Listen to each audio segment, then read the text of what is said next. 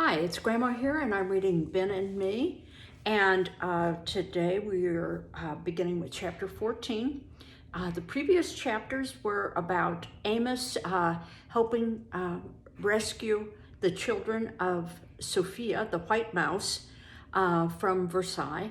And hopefully they will make it on the ship home to Philadelphia, where Sophia's husband is. And that's where Amos's family is from, and Ben's also. Okay, chapter 14, Home. The voyage home was most pleasant for me by the gracious presence of Sophia and her charming children. Ben, however, was quite downcast. He'd gone to the palace of Versailles the day after the great battle and had been severely snubbed. The guard, indeed, had been quite rude, making some unpleasant remark about people who shed mice. All his ladies and countesses had also refused to admit him. "But Ben," I said, "don't you realize that your own country of America is waiting to welcome you back as a hero?"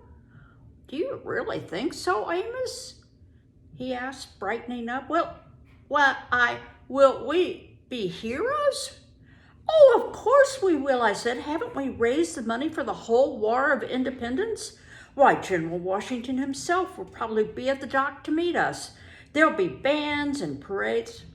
"Well, maybe you're right, Amos," he said, all cheered up again. "Do you think there'll be fireworks?" Our reception was everything that even Ben could have hoped for. There were salutes of cannon and firearms. There were delegations from Congress and a message from General Washington. The mayor, the city council, and the 1st Volunteer Fire Brigade were all present, dressed in their best uniforms. There were floats, addresses, bands, and a parade. Ben, of course, occupied the first carriage, beaming with pride. As usual, he wore the old fur cap, now so ancient and threadbare there were plenty of peepholes for Sophia and me and all the 7 children. They naturally were in a state of the greatest excitement, what with the bands, the crowds, their first sight of the New World. Sophia retained her usual well-bred dignity, but her pink eyes sparkled with joy at the prospect of rejoining her husband. He was awaiting our arrival at Ben's house, and my first glance assured me that he was a worthy husband and father for this charming family. I left them to their newfound happiness and accompanied Ben to a great banquet that was being given in his honor by the city council. During the long and wordy speeches, I lay in the cap and thought over the events of the last few years. I had done my duty to General Washington. I had contributed no little amount to our victory in the war so recently won. The colonies were free. I had redeemed my promise to Sophia, rescued her children, and reunited her family. Ben was now old enough to keep out of trouble fairly well. At last, I thought, I can relax. Before us lies a peaceful and uneventful old age. I must be getting old, I thought sleepily as Ben's voice boomed and meandered on, describing his brilliant triumphs in France. I can even stand these dinners. Then I slept. I was perfectly right about getting old. We were old. I found more and more pleasure in staying quietly at home where I could enjoy the company of Sophia's children. Their father had prospered in the New World. He had established a most comfortable home for his family in a house not far from Ben's, and a delightful household it was. Many of the court customs that they had brought from France, especially their fondness for dancing all night, were considered somewhat frivolous by the more staid Philadelphia mice, but their gaiety and lively ways made them most popular among the younger set. The older people, in turn, soon succumbed to the wit and charm of Sophia and her husband. Before long, their home became one of the most brilliant in the city. My own brothers and sisters had also progressed in the world. Most of the older ones had married and were raising families of their own. Several of them lived in our immediate neighborhood, successful, solid tradesmen.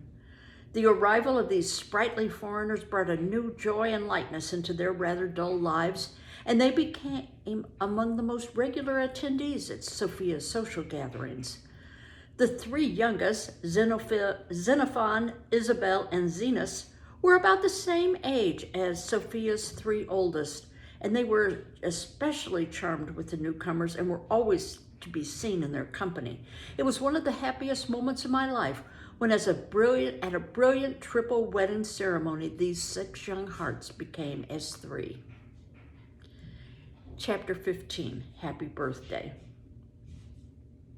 And I'll show you the picture.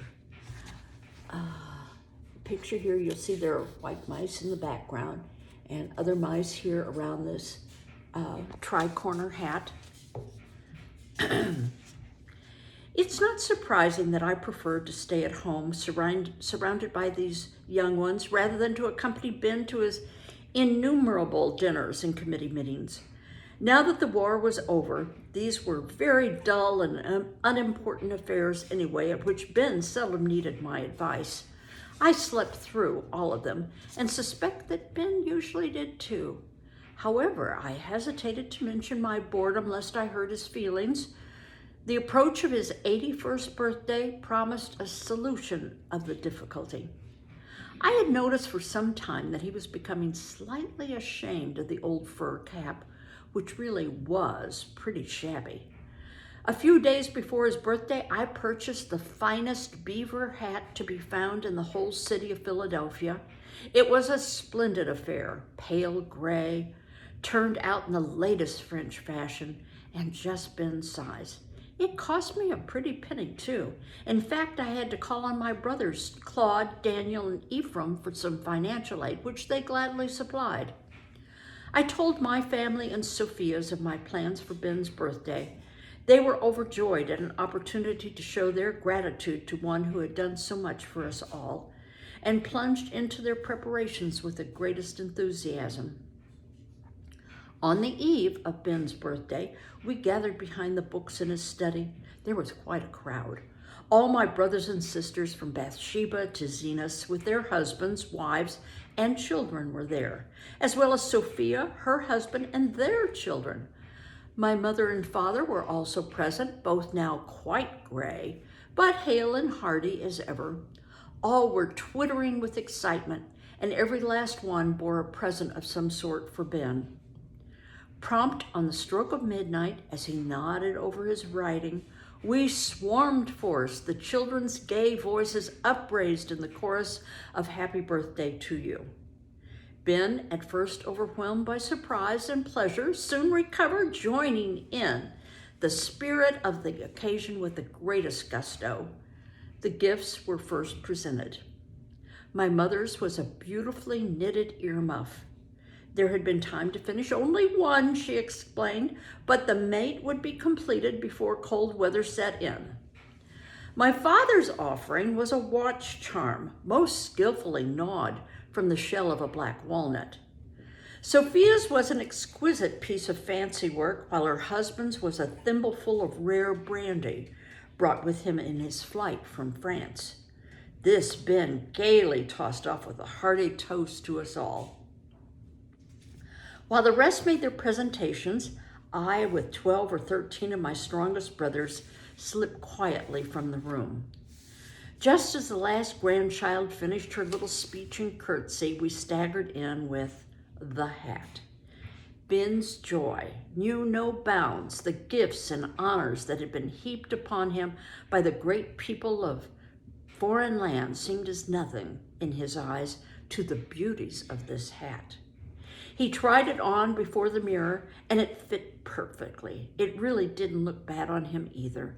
He insisted on wearing it all the rest of the evening and was much amused when the younger children used its broad brim for a racetrack.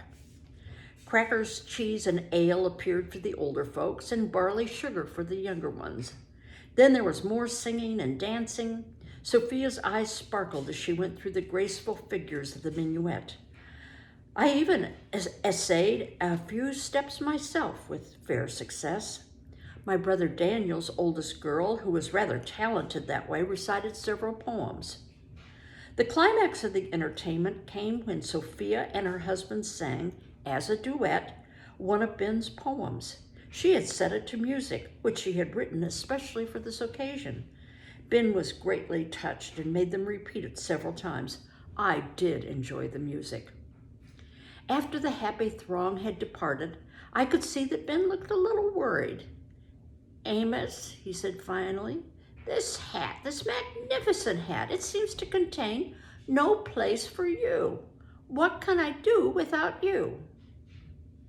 Ben, I said, patting his shoulder, you can see the responsibilities I have now.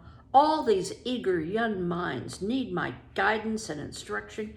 You know I'll always be here in the old fur cap, hanging on the bedpost, if you really need me. But you're 81 years old today, Ben.